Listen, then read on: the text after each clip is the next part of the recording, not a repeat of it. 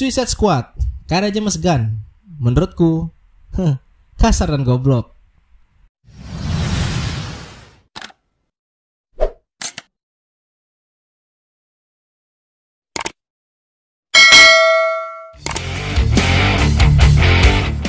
Di video kali ini aku akan nge-review film Suicide Squad yang baru aja dirilis nih. Sekian tahun sudah berlalu sejak dirilisnya film Suicide Squad pertama garapan David Ayer dirilis, tepat pada bulan Agustus 2016 lalu. Hanya beberapa bulan selang Batman vs Superman Dawn of Justice garapan sutradara sensasional dan kontroversial Zack Snyder.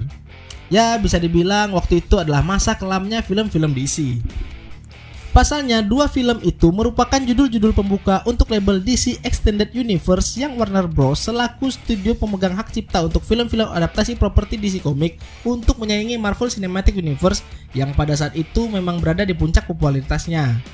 Terlepas dari kesuksesannya di box office, ya baik Batman vs Superman maupun Suicide Squad tahun 2016 ini mendapat tanggapan yang dingin dari kritikus dan juga para penonton, yang membuat kedua belah pihak skeptis akan mutu-mutu film DC yang akan datang. Ya, hasilnya setelah beberapa kesuksesan dan kegagalan, Warner Bros mengganti strategi DC film untuk menonjolkan keunikannya sendiri dengan tidak mengikuti pola rilis dan penuturan kisah ala MCU yang dikenal dengan film-filmnya yang selalu memiliki benang merah dan membuka jalan untuk film-film crossover akbar seperti Avengers. Lalu, apa yang Warner Bros lakukan adalah dengan membuat film-film DC dengan pendekatan standalone, atau di mana setiap film yang dirilis adalah kisah yang berdiri sendiri yang bisa dinikmati tanpa harus menonton film-film pendahulu, baik yang berlatar di semesta yang sama seperti Shazam dan Birds of Prey, ataupun sepenuhnya berlatar di semesta yang sama sekali berbeda seperti Joker dan yang akan datang The Batman yang dibintangi oleh Robert Pattinson. The Suicide Squad 2021 adalah garapan James Gunn yang juga dikenal sebagai sutradara dua film Guardians of the Galaxy, merupakan salah satu contoh prima dari konsep baru DC yang diterapkan oleh Warner Bros. Seperti film sebelumnya, Suicide Squad lagi-lagi menceritakan kisah pasukan berani mati yang diberi nama Task Force X, sekumpulan tahanan istimewa dari penjara Belle Reve yang dipimpin oleh Kolonel Rick Flag yang diperankan oleh Joel Kinnaman, yang terdiri dari beberapa anggota seperti Bloodsport yang diperankan oleh Idris Elba, Harley Quinn yang diperankan lagi oleh Margot Robbie, Ratcatcher 2 yang diperankan oleh Daniela Melchior, Polka Dot Man yang diperankan oleh David Dastmalchian, dan King Shark yang diperankan oleh Sylvester Stallone. Tidak lupa, geng ini diperintahkan oleh Amanda Waller yang diperankan oleh Viola Davis untuk terjun ke negara fiktif Corto Maltese untuk menguak sebuah konspirasi busuk yang bisa membahayakan dunia. Kita bisa lihat dari judulnya sendiri yang tidak menggunakan embel-embel angka 2 sama sekali. Di satu sisi, film ini tidak mengabaikan film pertama sepenuhnya, dengan gestur kecil seperti karakter Flag, Queen, dan Captain Boomerang yang berinteraksi seperti teman lama karena ya memang mereka bertiga pernah berjuang bersama di film sebelumnya. Di sisi lain, film ini memiliki cerita yang sepenuhnya tidak berkaitan dengan konflik di film pertama dan sebagian besar terdiri dari karakter-karakter baru. Dalam pembuatan film ini, Gunn selaku sutradara diberi dua hak istimewa oleh Warner Bros. Yang pertama, filmnya berkategorikan R atau khusus dewasa, yang mana artinya Gunn boleh saja membuat film ini kasar dan goblok. Yang kedua, Gunn diberi kebebasan untuk memilih karakter mana yang ingin ia munculkan di dalam film dan langsung ia bunuh juga di film itu, tanpa harus khawatir apakah mereka ingin dimunculkan di film-film selanjutnya atau tidak. Dan yang benar saja, dua hak istimewa ini membuat Suicide Squad 2021 menjadi pengalaman yang benar-benar berbeda dari Suicide Squad tahun 2016.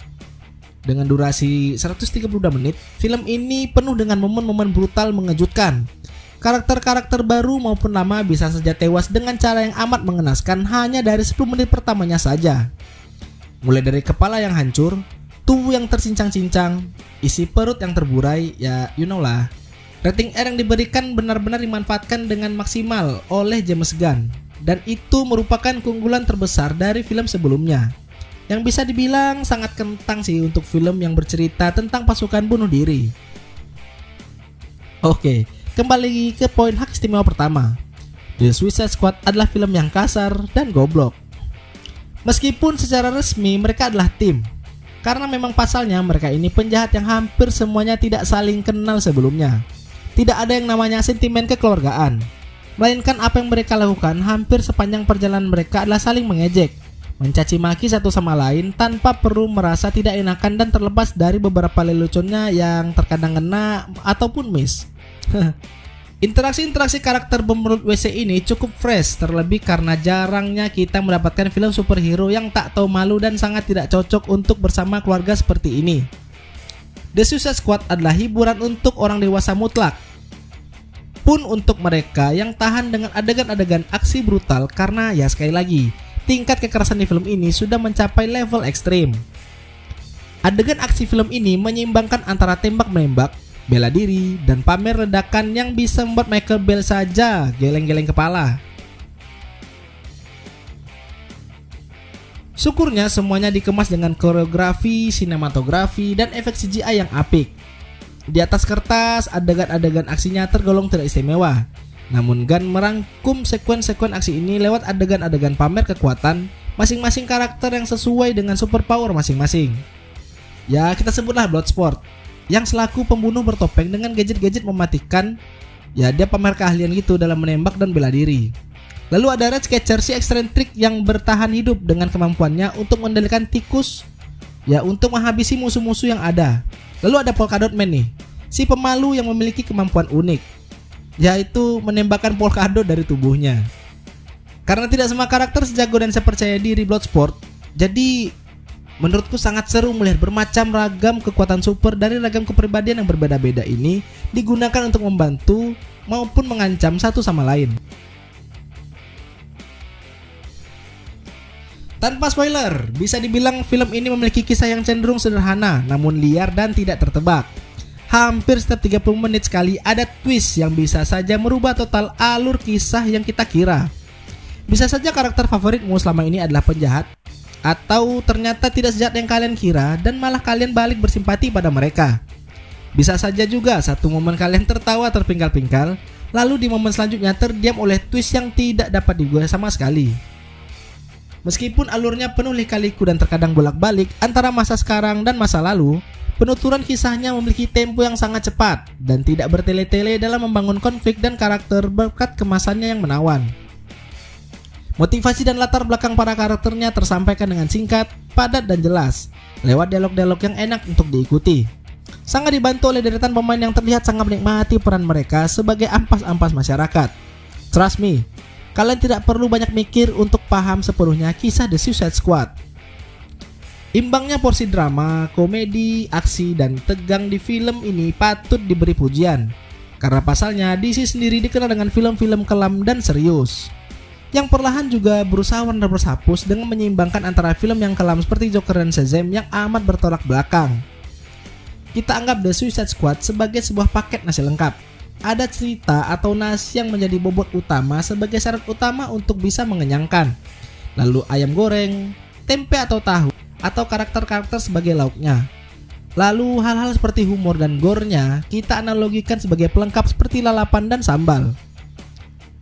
Ya, tidak semua orang suka lalapan atau sambal lalu memilih untuk disingkirkan dan dibiarkan. Tapi tak bisa dipungkiri bahwa ia merupakan menu lengkap. Bug The Suicide Squad yang mungkin memiliki beberapa lelucon yang miss atau gore-nya yang terasa kelewatan lah ya.